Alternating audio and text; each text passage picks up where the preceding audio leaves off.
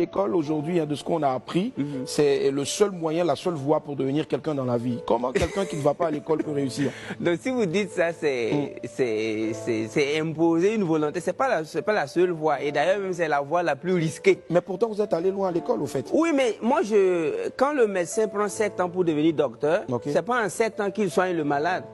Sinon, il va le tuer.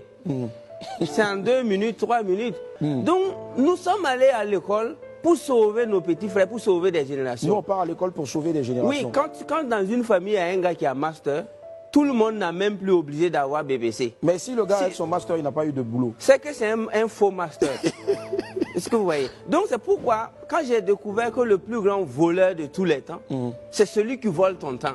The greatest thief of all the time is the one who steals your time. Et ce voleur en Afrique s'appelle école. L'école, c'est le plus grand voleur des jeunes Africains qui peut te conserver pendant 25 ans, tout en sachant qu'il n'a rien pour toi à la fin, mais il te conserve quand même. C'est pourquoi j'ai dit à la jeunesse africaine que nous ne sommes pas des Chinois, les Français, les Américains, les Indiens, et ils vont à l'école pour préserver des acquis. Parce que les arrière-grands-parents étaient riches. Mais si ton papa n'a rien, ta maman n'a rien, c'est toi qui cherches master, mais tu n'auras que tes yeux pour pleurer après. Parce Donc qu'est-ce qu'il faut faire au lieu de chercher master? Ce qu'il faut faire, il faut chercher l'essentiel. L'essentiel, c'est de savoir lire et écrire, de savoir raisonner.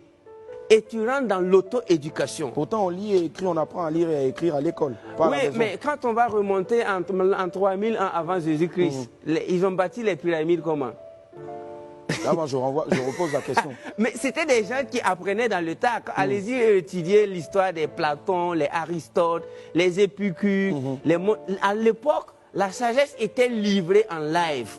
Vous travaillez, il faisait des one third. One third, ça veut dire un tiers de ton temps, c'est pour apprendre.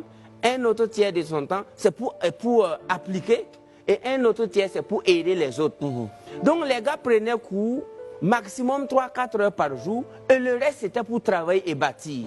Mais aujourd'hui, nous avons une jeunesse capable de prendre cours de 8 heures à 18 heures, comme si c'était pour fabriquer des avions.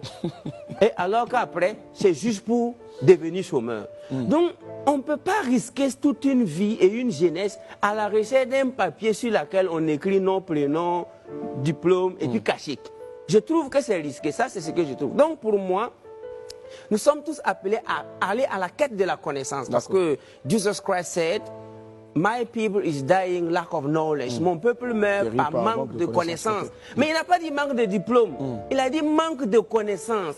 La connaissance, c'est tout ce qu'il nous faut. Et tu dois payer le prix même qu'il faut pour connaître. D'accord. Mais est-ce que nous connaissons?